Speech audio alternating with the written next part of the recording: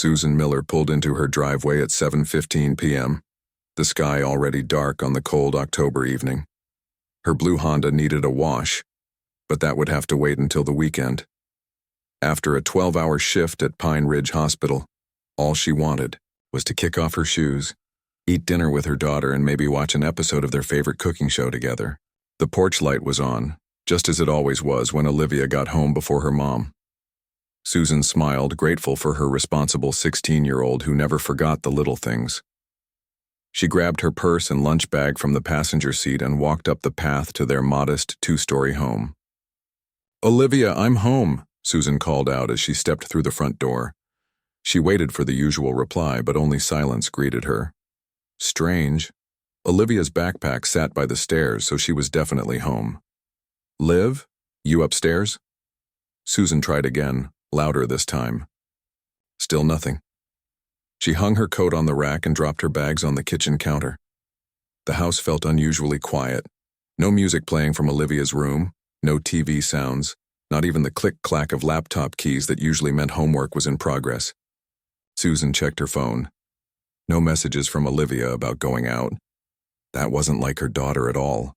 Olivia always texted if she was going to a friend's house or staying late at school for club activities. Maybe she's got her headphones in. Susan muttered to herself, heading up the stairs. The wooden steps creaked under her feet, a familiar sound in their 30-year-old home. She knocked on Olivia's bedroom door. "Honey, you in there?" When no answer came, she turned the handle and pushed the door open. The room was empty. Olivia's bed was neatly made, unusual for a weekday. Her school books were stacked on her desk. Everything looked normal except for one thing. Olivia's phone lay on her pillow. Susan picked it up, her heartbeat quickening. Olivia never went anywhere without her phone. Never. Susan checked the bathroom, her own bedroom, even the small guest room they rarely used. No sign of her daughter anywhere. Back in the kitchen, she opened the refrigerator.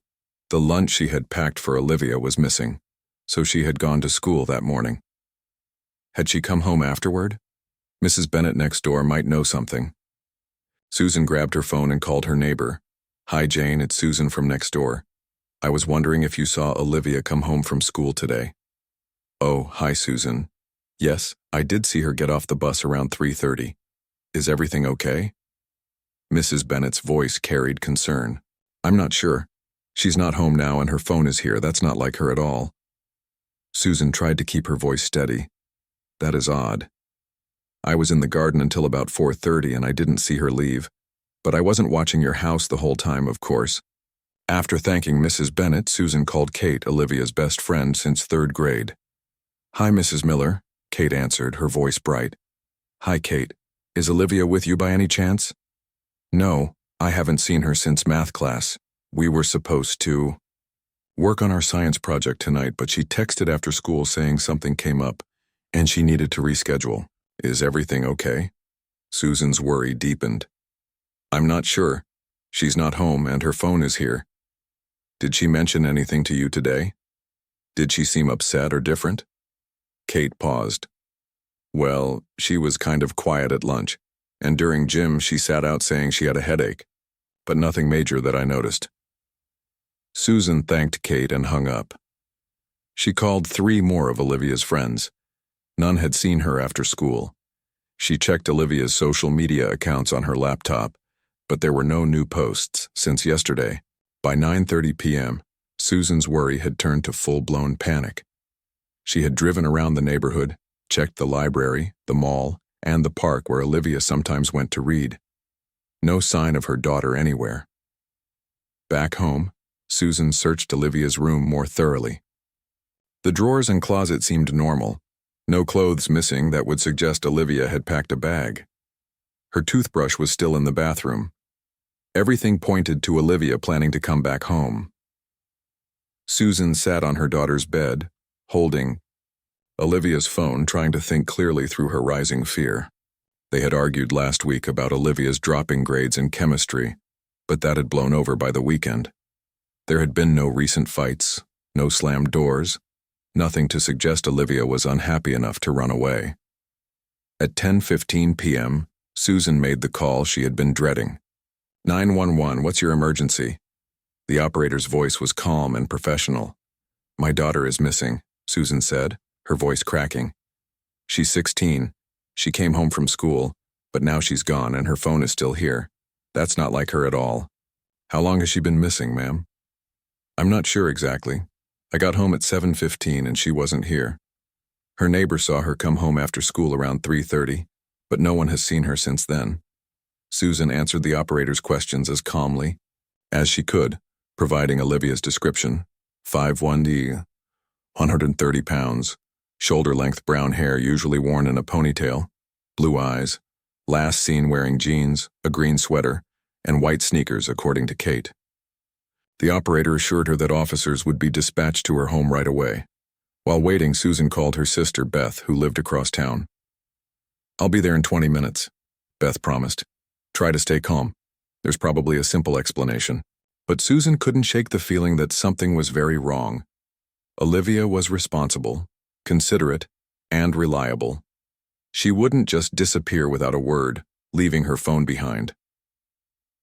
30 minutes later, Detective Frank Collins and Officer Diane Powell sat in Susan's living room. Detective Collins was in his 50s with salt and pepper hair and kind eyes that had seen too much. Officer Powell was younger, with a no-nonsense attitude that somehow comforted Susan rather than intimidated her. Mrs. Miller, can you think of any reason why Olivia might leave without telling you? Detective Collins asked gently. Any problems at home or school? New friends? Changes in behavior? Susan shook her head, then paused. She has been a bit quieter lately, more time in her room. I thought it was just normal teenage stuff, you know? But nothing serious enough to make her run away. What about social media? Has she mentioned meeting anyone online? Officer Powell asked, notepad ready. No, nothing like that. We've always been open about internet safety. Susan twisted her wedding ring, a habit from her marriage that had ended 8 years ago when John left them for his secretary. Her father isn't very involved in her life. He moved to California with his new wife and visits maybe twice a year. But they talked on the phone last Sunday and everything seemed fine. The officers exchanged glances. Mrs. Miller, with your permission, we'd like to take Olivia's laptop to check her recent communications. It might give us some clues, Detective Collins said. Susan nodded quickly. Of course, anything that helps find her.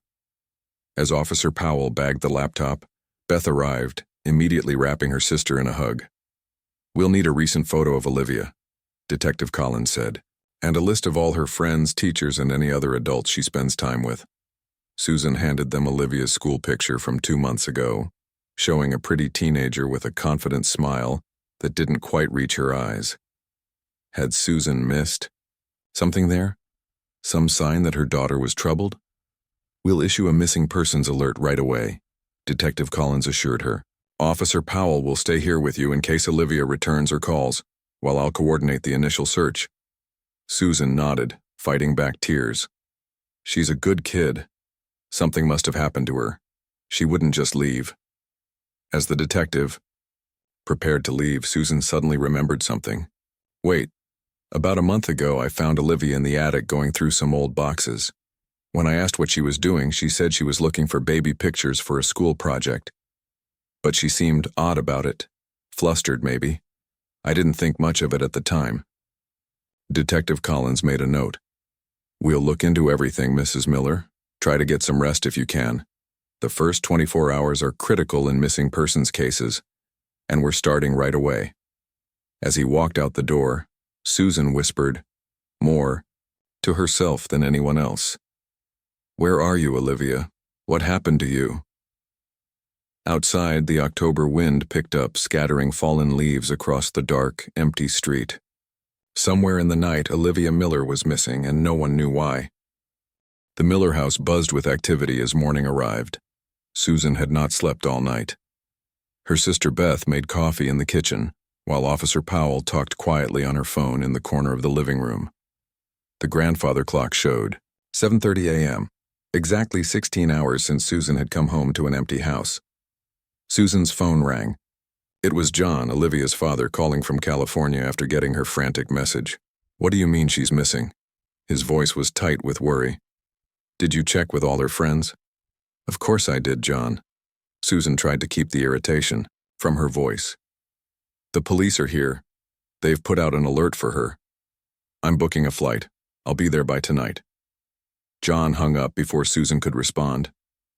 Detective Collins returned to the house with 2 more officers. Their faces showed no sign of good news. We've checked the bus station and train station security cameras, he told Susan. No sign of Olivia at either location yesterday. He held up Olivia's laptop. Our tech team worked through the night on this. There's something you should know. Susan sank onto the couch, her legs suddenly weak. What is it? Olivia cleared her browser history before she left, but our team recovered it. She's been researching her family history extensively over the past few weeks. Genealogy websites, DNA testing services, old newspaper archives from Florida. Florida? Susan's voice cracked. We've never lived in Florida. Detective Collins nodded slowly. That's what makes it interesting. She was specifically searching for news about Hurricane Eliza from 16 years ago. Susan's face went pale. Beth moved to sit beside her sister, placing a supportive hand on her back. There's more, Detective Collins continued. She was exchanging messages with someone using the username TruthSeeker42. Their conversations suggest they were planning to meet. Oh God. Susan pressed her hands to her mouth. Do you think this person took her? Is this a kidnapping?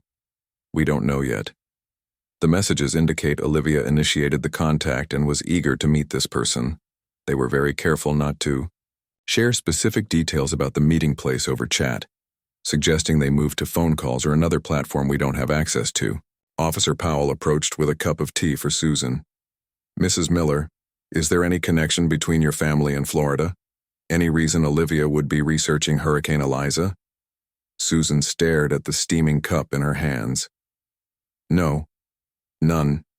We've never even visited Florida. I grew up here in Minnesota and John is from Oregon. Olivia was born here. Beth shifted uncomfortably beside her sister. Detective Collins noticed.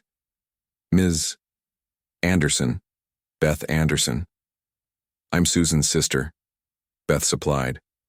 Ms. Anderson, is there something you think might be relevant? Beth looked at Susan, who was staring blankly at the floor. I don't know. Maybe it's nothing.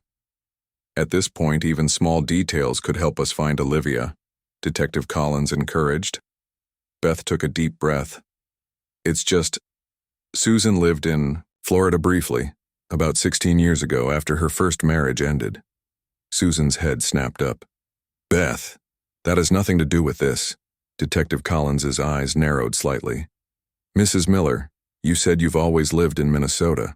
I meant we've never lived in Florida as a family. Susan clarified, her voice tight.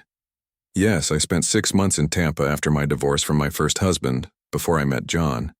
But Olivia wouldn't know anything about that. I never talked about... Joyce, why not? Officer Powell asked gently. It was a difficult time in my life. I went there to stay with a college friend, just trying to get back on my feet. Then Hurricane Eliza hit, and I came back to Minnesota. Susan's hands trembled around her teacup. But that was all before Olivia was born.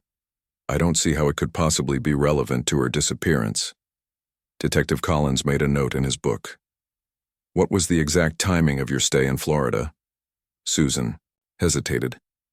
I was there from January to July 2009. The hurricane hit in early May. And Olivia was born when? December 15th, 2009, Susan answered. Here in Minneapolis. The officers exchanged glances. Detective Collins's phone buzzed. He checked it and nodded to Officer Powell. Mrs. Miller, we need to continue canvassing the neighborhood and checking other leads. Officer Davis will stay here with you in case Olivia returns or makes contact. He gestured to a young officer by the door. Meanwhile, if you could write down the names and contact information of anyone you knew during your time in Florida, that would be helpful.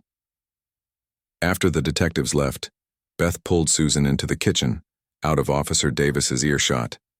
Susie, you need to tell them everything, Beth whispered urgently. There's nothing to tell, Susan insisted, but her eyes darted nervously to the doorway. The letters, Susan. If Olivia found those letters I sent you, stop it. Susan's voice was sharp. This has nothing to do with that. Olivia is my daughter. Beth stepped back, hands raised in surrender. Okay. The day dragged on with no news. Local TV stations picked up the story of the missing teenager. Susan's phone rang constantly with well-meaning neighbors and coworkers offering support and asking for updates. By late afternoon, Susan couldn't bear sitting in the house any longer. She asked Officer Davis if she could check the attic, remembering what she'd told Detective Collins about finding Olivia there a month ago. The attic was dusty and crammed with boxes. Susan hadn't been up here in years, except to store Christmas decorations each January. She looked around, trying to see what might have caught Olivia's interest. In the far corner sat several boxes labeled Susan Personal. She moved toward them, noticing one box wasn't closed properly. Inside were old photo albums, college yearbooks, and a small wooden box Susan hadn't seen in years. Her heart racing, she opened it. It was empty. Susan frantically searched through the nearby boxes. In the bottom of one, hidden beneath winter clothes, she found an envelope that had been ripped open. It was addressed to her, postmarked 5 years ago with Beth's return address. The letter was gone. Susan sank to the dusty attic floor, her mind reeling. If Olivia had found that letter, and the others like it, she would have discovered the secret Susan had kept for 16 years. Downstairs, the doorbell rang. Susan heard Officer Davis greeting someone, then a familiar voice that made her freeze. John. She couldn't face him yet. Not until she figured out what Olivia knew and where she had gone. Susan quickly searched the remaining boxes but found nothing helpful. When she came downstairs, John was pacing the living room while Beth explained the situation to him. He looked up when Susan entered. Tell me everything, he demanded. Every detail about when you last saw her, what the police know, everything. As Susan began recounting the events, Detective Collins returned with news. We've got something, he said, his expression serious. A store owner 3 blocks from here remembers seeing Olivia yesterday afternoon. She bought a bus ticket from his convenience store. They sell them for the regional lines. Where to? John asked, stepping forward. Chicago, Detective Collins replied. The bus left at 4:15 yesterday. We're coordinating with Chicago PD now. Chicago? Susan echoed. She doesn't know anyone in Chicago. Detective Collins looked at her steadily. Are you certain about that, Mrs. Miller? Because we found something else too. Olivia made a phone call 2 days ago to a family in Chicago named Carter. Does that name mean anything to you? The color drained from Susan's face. She grabbed the wall for support as the room seemed to spin around her. Mrs. Miller? Detective, Collins pressed.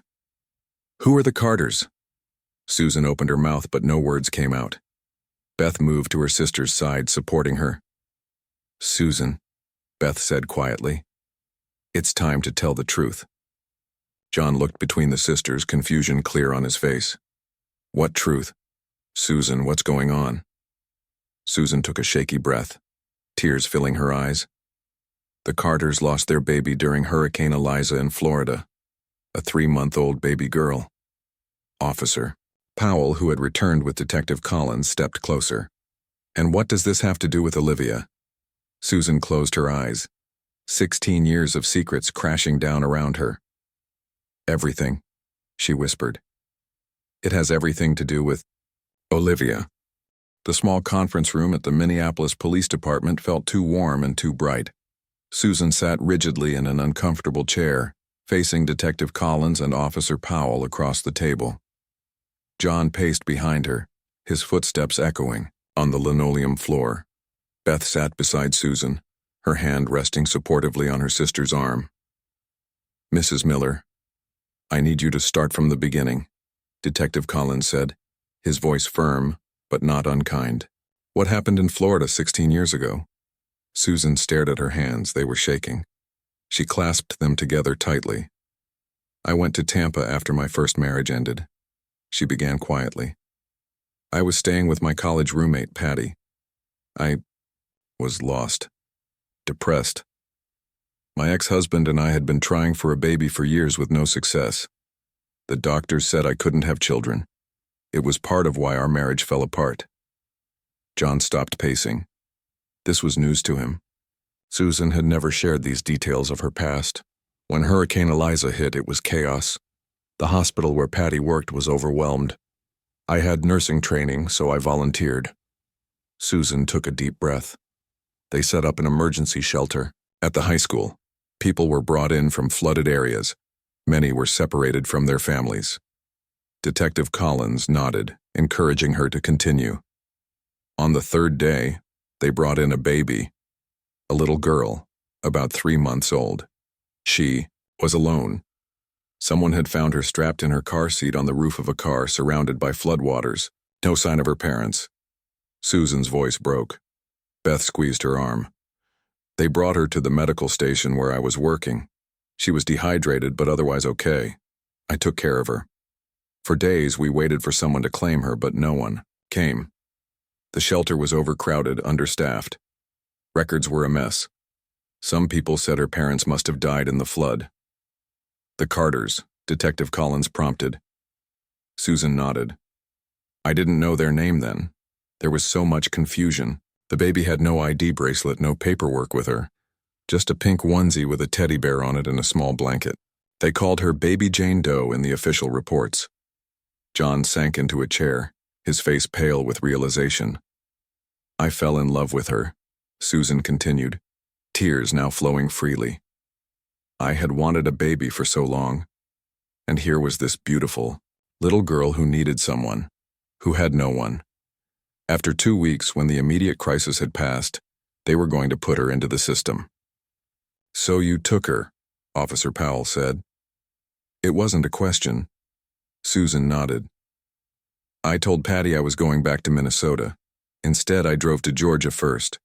I stayed in a motel for a few days. I created a story that I had adopted a baby privately. I got fake papers through someone Patty knew. Then I came to Minnesota and started over. Jesus, Susan. John's voice was barely above a whisper. I named her Olivia and gave her my last name, Miller. No one questioned it. Why would they? A few. Months later, I met John. We got married when Olivia was 2. He adopted her legally. John stood up abruptly. I adopted a kidnapped child? You let me do that? All these years you let me believe. I'm sorry, Susan sobbed. I was going to tell you so many times, but I couldn't. I was afraid of losing her, of losing you.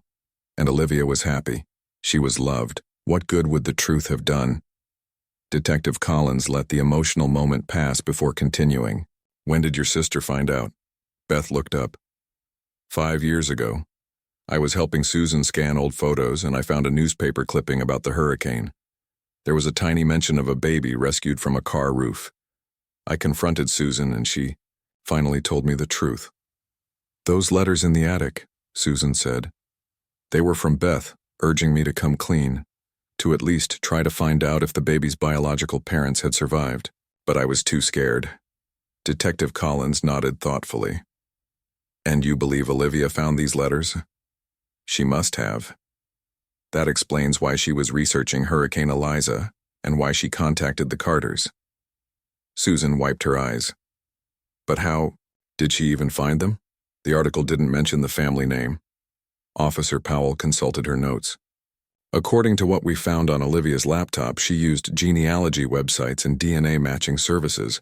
She must have submitted her DNA and found matches with the Carter family. Those home DNA test kits, Beth murmured. Kids at school were doing them as a science project last year. Olivia asked for one for her birthday, remember? You bought it for her, Susan. Susan covered her face with her hands. Oh my God. She's known for months. She's been planning this all along. The door opened, and another officer handed Detective Collins a folder. He reviewed it quickly. Mrs. Miller, we've located Olivia, he said. Chicago PD found her at a hotel downtown. She's safe. Susan jumped to her feet. Thank God. Can I talk to her? Not yet, there's a complication. Detective Collins's expression was grave. She's with the Carter family. Greg and Linda Carter. They flew to Chicago to meet her after she contacted them. Chicago PD has confirmed their identities and they've presented documentation of their daughter Emma, who went missing during Hurricane Eliza. Emma. Susan's voice was hollow. Her real name is Emma. John stood up. I'm going to Chicago, now. Whether you're coming or not, Susan, I'm going to see my daughter. Our daughter, Susan corrected weakly. Is she? John's voice was hard. Because it sounds like she never was. Detective Collins interrupted the tense moment. We've arranged for all of you to fly to Chicago immediately. This is a complicated situation that needs to be handled delicately. The Carters have been looking for their daughter for 16 years. They never stopped. The trip to Chicago was a blur for Susan. She sat alone on the plane, John having chosen a seat far from her. Beth had stayed behind in Minneapolis to look after Susan's house. Susan stared out the window at the clouds below, wondering how her life had fallen apart so completely in just 2 days. At the Chicago Police Department, they were led to a private room. Detective Collins and a Chicago detective named Rodriguez briefed them on the situation. Olivia, or Emma, doesn't want to see you yet, Mrs. Miller. Detective Rodriguez explained gently. She's asked to speak with John first. Susan felt like she'd been slapped. But I'm her mother. Actually, Mrs. Miller, Rodriguez said carefully, preliminary DNA tests confirm that Greg and Linda Carter are her biological parents. Legally, this situation is extremely complicated. You took a child across state lines without permission. That's a federal offense. Are you arresting me? Susan whispered. Not at this moment. Our priority is Olivia's well-being, Detective Collins said. But yes, you will face charges. John was escorted out to meet with Olivia. Susan sat in numb silence, imagining the reunion happening without her. After what felt like hours, the door opened again. John entered, his eyes red. She wants to see you now, he said quietly. Susan stood on shaky legs. How is she? Confused, angry, hurt. John wouldn't meet her eyes. She looks so much like them, Susan. The Carters. It's uncanny. A female officer led Susan down a hallway, to another room. When the door opened, Susan saw Olivia sitting at a table. Beside her were a man and woman who looked to be in their early 40s. The woman had Olivia's eyes. The man had her smile. For 16 years, Susan had feared this moment. Now that it was here, she felt strangely calm. Olivia looked up, her face a mask of conflicting emotions. Mom, she said, her voice wavering between anger and sadness. This is Greg and Linda Carter, my real parents. She took a deep breath. And my real name is Emma. Susan stood frozen in the doorway. The world seemed to slow down as she looked at her daughter sitting beside two strangers who shared her blood. For 16 years, Susan had been the only mother Olivia had known. Now, in less than 2 days, everything had changed. May I sit down? Susan asked, her voice barely above a whisper. Detective Rodriguez pulled out a chair for her. Susan sat across from the three Carters, because that's who they were now, a family reunited. Greg Carter had his arm protectively around Emma's shoulders. Linda Carter held her daughter's hand on the table. Why? Olivia asked simply. Her eyes were red and puffy from crying, but her gaze was steady. Why did you lie to me my whole life? Susan fought back tears. I thought I was doing what was best for you. I loved you from the moment I held you. That doesn't give you the right to steal someone's child, Greg Carter said, his voice tight with anger. Do you have any idea what we went through? 16. Years of not knowing if our baby was alive or dead. Linda touched her husband's arm gently. Greg, please. Let's focus on Emma now. My name is Olivia, the teenager said firmly, then looked confused. I don't know what my name is anymore. Your birth certificate says Emma Grace Carter, Linda said softly. You were named after my grandmother, but you can choose what you want to be called. Susan felt a stab of pain. This woman had known her daughter for less than a day, yet she was already giving her the space to make her own choice, something Susan had struggled with as Olivia became a teenager.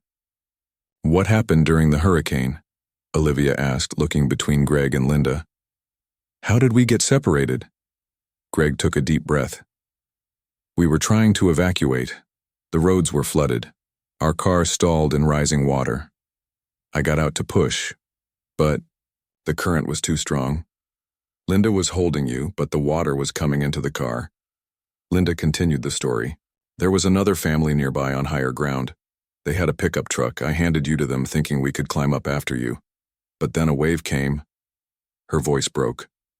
"We were swept away from the car," Greg finished. "When we finally made it to safety hours later, the truck and the family who had helped us were gone. We searched every shelter, every hospital. We never stopped looking." Olivia wiped tears from her eyes. "I found articles about me online. Baby rescued from hurricane, parents missing. And then I found the DNA website. I took that test kit you gave me for my birthday, Mom. Susan." She stumbled over what to call Susan now. When the results came back, they showed I had relatives I'd never heard of. The Carters showed up as likely parents.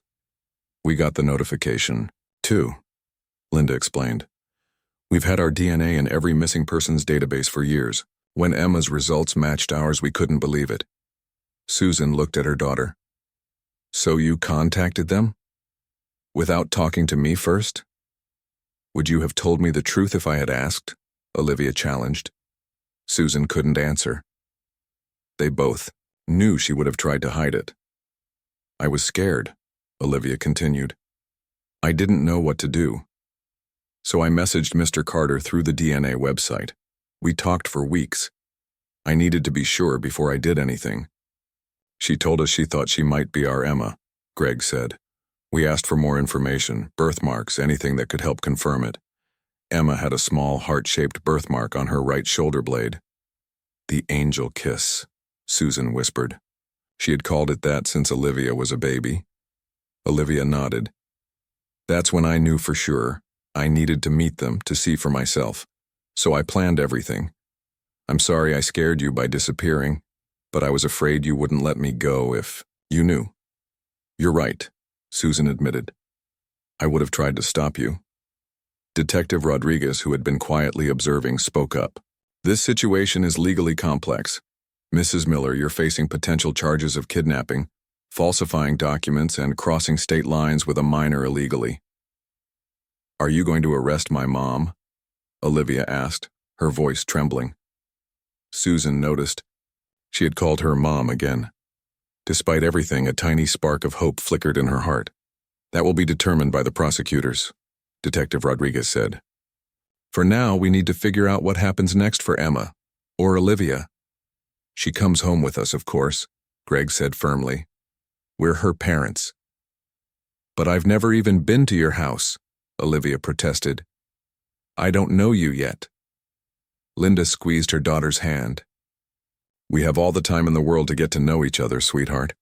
Your room has been waiting for you for 16 years. What about school? My friends?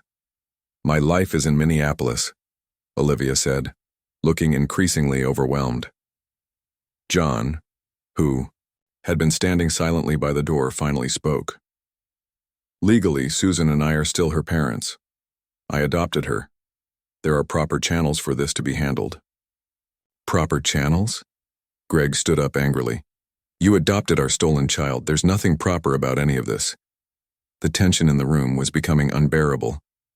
Olivia suddenly pushed back from the table. "Stop it, all of you," she shouted. "This is my life you're all deciding. Don't I get a say?" The adults fell silent, looking at the teenager who stood with her fists clenched at her sides. "I want to talk to a counselor or something. Someone who isn't trying to claim me."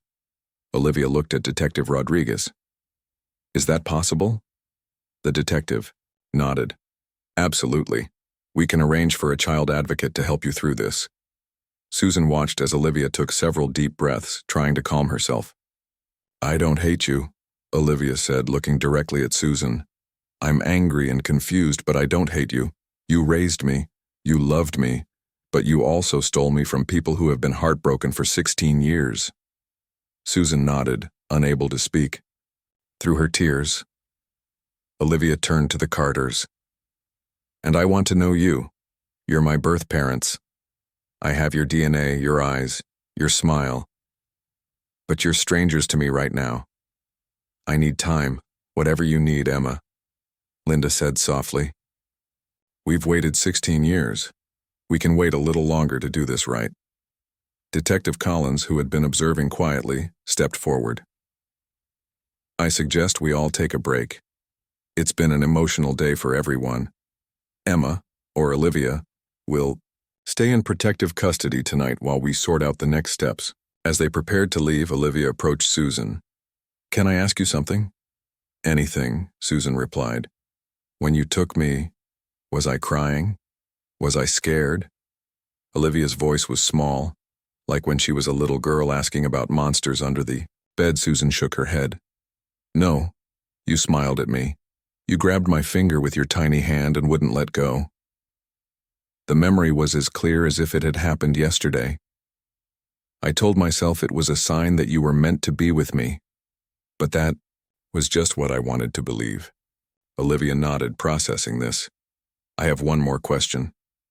Were you ever going to tell me the truth? Susan wanted to lie, to say yes. Of course she would have told her someday. But she owed her daughter the truth now, after so many years of lies. No, she admitted quietly. I was too afraid of losing you. Olivia's eyes filled with fresh tears. That's what I thought. She turned away to follow the female officer who would take her to her temporary quarters. Susan watched her go, wondering if she had lost her daughter forever, not because of the truth coming out, but because of her unwillingness to ever share it. 6 months had passed since the day Olivia discovered her true identity as Emma Carter. Spring had arrived in Minneapolis, melting away the harsh winter and bringing new life to the city. Susan Miller sat alone on a park bench, watching children play on the swings and slides. She came to this park often now, finding comfort in the happy sounds of families enjoying ordinary moments together. Her own life was far from ordinary these days.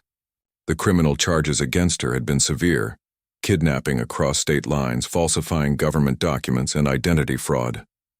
She had accepted a plea deal that kept her out of prison but placed her under house arrest for 2 years, with an additional 5 years of probation. She wore an ankle monitor beneath her jeans, a constant reminder of her crimes.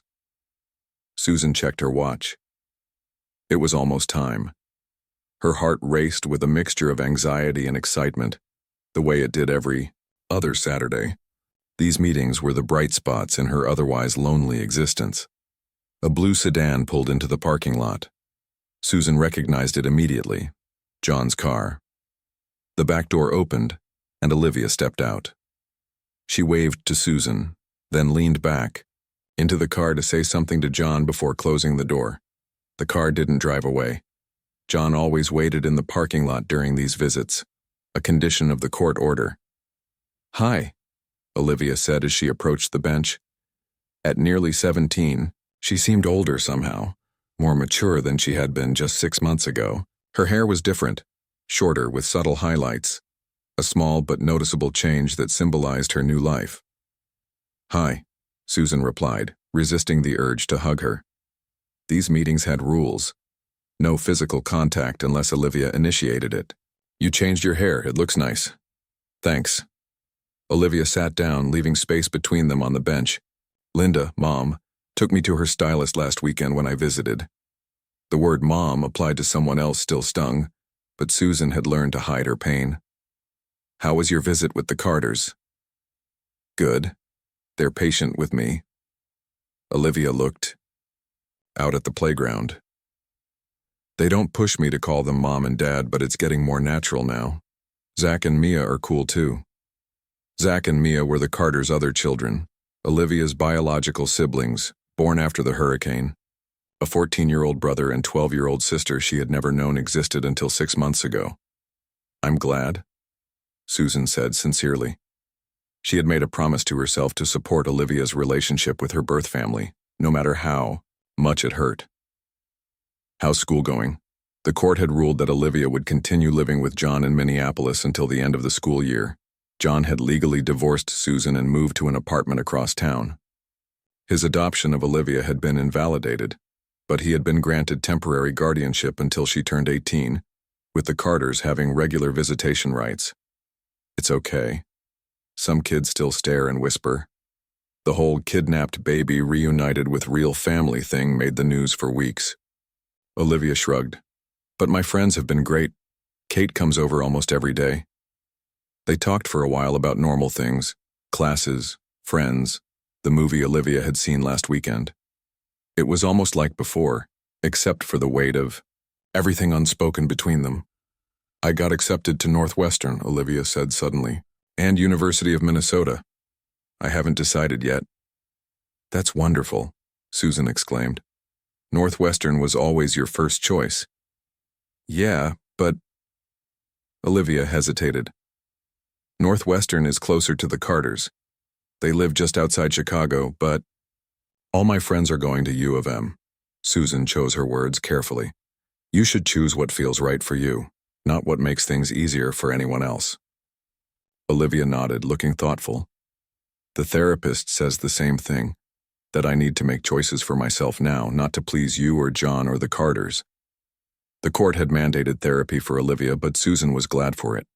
The girl had so much to process. How is Dr. Bennett working out? Susan asked. She's good, not pushy. She lets me talk about whatever I want. Olivia picked at a loose thread on her jeans. We talked about you a lot this week. Susan's heart skipped a beat. Oh? Yeah. About forgiveness.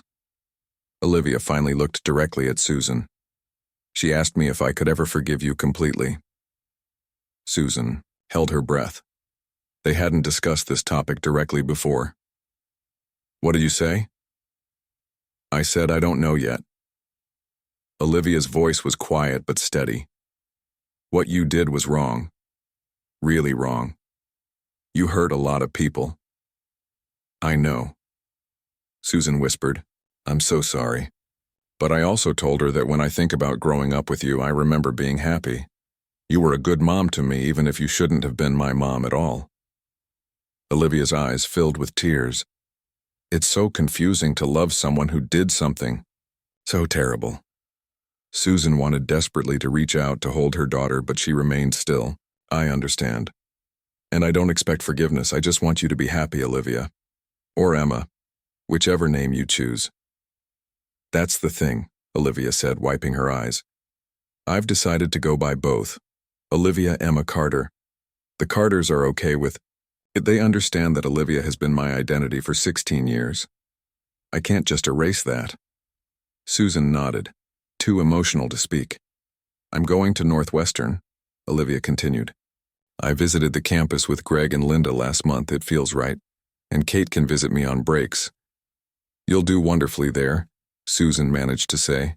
They sat in silence for a few minutes, watching the children play. A little girl fell off the bottom of the slide and began to cry. Her mother rushed over, scooped her up, and held her close, murmuring comforting words. The child's cries subsided almost immediately in her mother's arms. Susan? Olivia rarely called her by her first name. It was usually still Mom during these visits, or sometimes nothing at all. Yes? When my house arrest is over, will you move away? Olivia asked. John said you might. Susan had considered it, starting fresh somewhere else where people didn't know her story, didn't judge her for what she had done. I don't know. Would you want me to stay?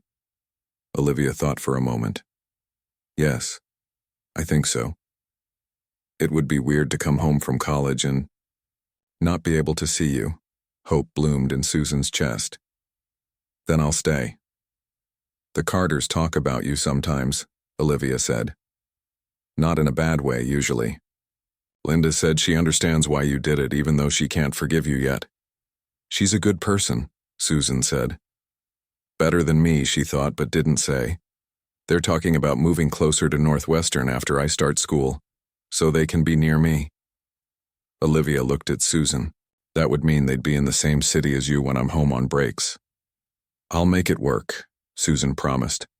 No matter how uncomfortable it is, I'll never make things harder for you. Olivia nodded, seemingly satisfied with this answer. She checked the time on her phone. I should go. John's waiting and we're having dinner with Beth tonight. Susan's sister had become a bridge between the fractured family, maintaining relationships with both Susan and John for Olivia's sake. Susan was grateful for her support. As Olivia stood to leave, she did something unexpected. She reached out and squeezed Susan's hand briefly. See you in 2 weeks? Susan nodded, her throat tight with emotion. I'll be here. She watched as Olivia walked back to John's waiting car. Before getting in, the girl turned and waved once more. Susan waved back, tears falling freely now that Olivia couldn't see them.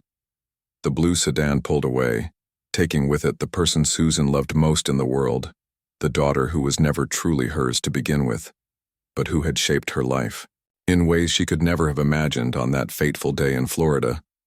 Susan remained on the bench long after the car disappeared from view. The path ahead would be difficult. There would be more painful conversations, more adjustments, more reminders of what she had done and the lives she had altered. The weight of her guilt would never fully disappear. But there was also hope. In that small squeeze of her hand, in Olivia's question about whether she would stay, in the fact that her daughter, because in her heart, Olivia would always be her daughter, still wanted her in her life despite everything. It wasn't forgiveness. Not yet, but it was a beginning, and for now that was enough.